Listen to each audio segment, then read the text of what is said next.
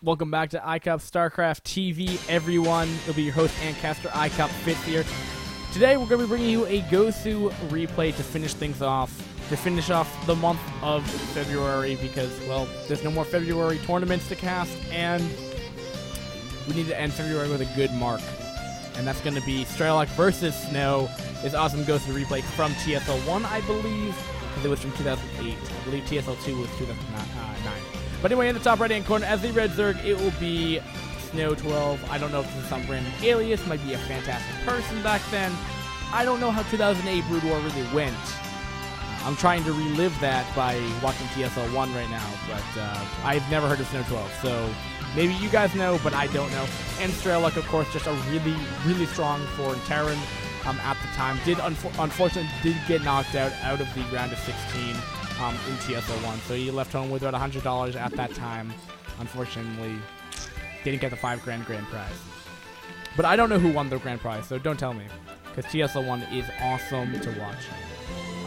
And you know, I realize that we've already seen Strelok in Zerg versus Terran. I know that, and I know it was on Blue Storm. But really, Strelok's a really amazing guy to watch, and I might call him selfish, but really. I just casted like 2 hours worth. I mean, it may not seem like that to you guys, but I mean, like all the post-processing shit that you have to do, you gotta follow up to Twitter, you gotta add all the links and stuff. It just takes a while. I'm not complaining, am I? Right? But the fact of the matter is, I couldn't watch anymore. I could not watch a PvP. I couldn't watch anymore. And like all the reason Gosu replays are like PvP, and I'm just not watching it. It was that or like a really long TVT, and I'm like, I don't have time for that. So, well, that's a lie. I didn't know if the TVT was going to be a while, but I mean, I'm assuming a Gosu-like TVT will be at least a half an hour, if not longer. I mean, full of action, yes, but I cannot have my mind go through them. And also, just so I don't get completely just in awe, and so you guys still understand that this is not just me ranting on. We do have a 12. We do have a 12 hatch. I think it's going to go up to the 12 pool, and probably going to get down another hatchery around 15 supply to get that 3 hatch beta going, or something along those lines. Of course, only time will tell. And another reason why I chose another TVT with Strelok is badass, but I think a more important reason is that TSL1, right? Like, spoiler alert, so, you know, jump 20 seconds if you're planning on watching TSL1, which I doubt you are. But if you haven't watched TSL1 or you did, then you would know that every Terran, except for some dude, I forget, it's not Draco. Draco's, what is he gonna bunker rush right here? This is gonna be awesome. I don't think it's gonna bunker rush. I think it's too late to bunker rush. But, yeah. Drones are all coming here to transfer. No big deal. And gonna be getting on that 3rd hatchery right now. So, yep, pretty standard stuff. Gonna be doing the 1 Rax FE coming out of Terran right here. So, yeah, pretty standard. I mean, pretty passive openings for both players. Nothing too crazy going on. Zerg got some scouting information, realized there was going to be a 1 Rax FE, and so did Terran. So, again, talking about TSL1, right? So, by the round of 8, that all Terrans, except for 1 Terran, got knocked out. So, pretty much it leaves Zergs and Protosses, and ZVP is not a bad matchup. It's just when you watch it so frequently, it's bad. It just is. I mean, it's the most common, because Terrans are scarce in Brood War. They always have been. So, you know, the most frequent matchup I'm gonna cast is gonna probably be PvZ if I kept a track record of how many I've casted. And from there, I mean, they were all today. And the TSL1, every game I've watched for the past 2 nights have been PvZ, sorry. So I'm not too thrilled about watching it. And that's why I'm here and all that fun stuff. So Overlord, checking out, scouting the main base down there and seeing if there's any hidden tech. Still no lair yet. But see, I thought my banter was going to go on for a bit longer so we could actually jump into anything that's not standard macro. Because generally Gosu replays can start off pretty standard, and then we have some epic action following stuff up. But, you know, gonna be getting up to +1. getting his tech going. I'm assuming he's going to throw it on Academy. Yes, there it is. So he's going to be getting, and probably going to throw up to, this might be the 5-rack build. So, he should have enough Marines to deal with the Mitas. There should be popping. Lair is only halfway done. I am so out of sync right now. I'm just talking, jambling on, jambling. So, but I mean, Mitas are going to be such a nuisance because look at this right now. On some maps, right, on Fighting Spirit, you have like another hex of space that between where Mitas can go on the high ground and they can hide them. This map, though, is just a jerk, right? So the Mitas can just volley back and forth. Like, the turret is not going to see them. It just doesn't. It doesn't see them until they attack and you lose like 10 SCV. Bam, done. And that is one of the reasons why this map is very Zerg favored. And the main base isn't easier to defend either. I mean, this is snug up against the wall right here. I mean, with Mutamicro, I mean, you can just put them. You can just try to put them right here. I mean, the way that Strelok has his base mining right now, I mean, it's hard to get M&M into a mineral line. It's not like StarCraft 2, where you can nicely just move your units into your mineral line and it's all good and go. If you try to send a Marine, say if you have a Marine right here, right, and you say click it to go right here, it will take 20 seconds. I'm not kidding, to actually for him to find the right pathing to move around all the SCVs to get there. It's crazy. And it looks like, ooh, look at this. It looks like Strelok's going to be pushing out right here. This could be pretty dangerous. This is a lot of Lings right here, but he has a fire bat in front. This hero fire bat. Lings are going to try to come around here. The fire bat may get taken out. He will be sitting for it, getting a lot of shots off from that fire bat right here. Marine's doing a good amount of damage, and the fire bat's going to be pursuing forward. Nice positioning here. I've always had struggled to get that fire bat out in front right here, but those Lings are going to be easily taken care of here. There is only one Sunken being made right here. The Spire is just about to finish right here, and those larvae he cannot make Lings. He needs to make the meatless, or else his whole build order is going to be messed up right here. He has a 9 larva. He has enough for it. He will not be supply blocked. The meatless, though, are not going to be hatch in time, and he's desperately trying to get these sunks right here. This could do a lot of damage. Oh, but it looks like Strelok actually will go around the long way, surprisingly.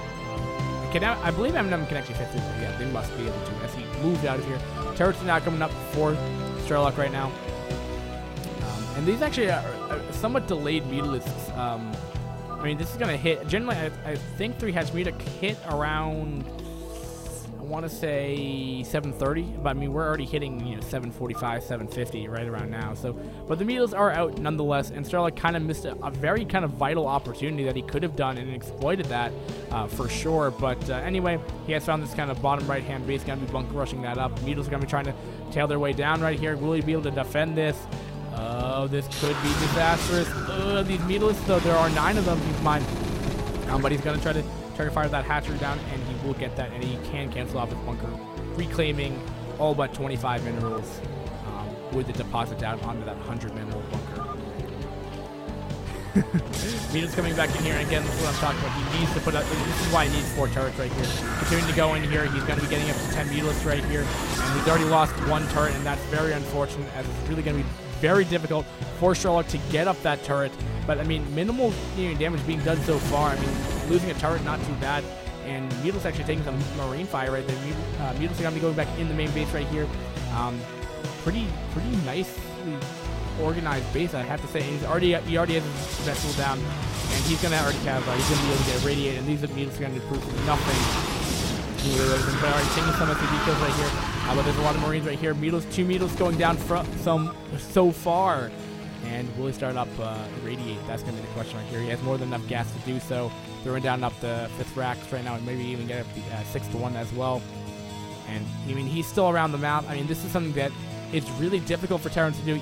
The Mutalisks are supposed to be the reason for a 3-hatch muta, right?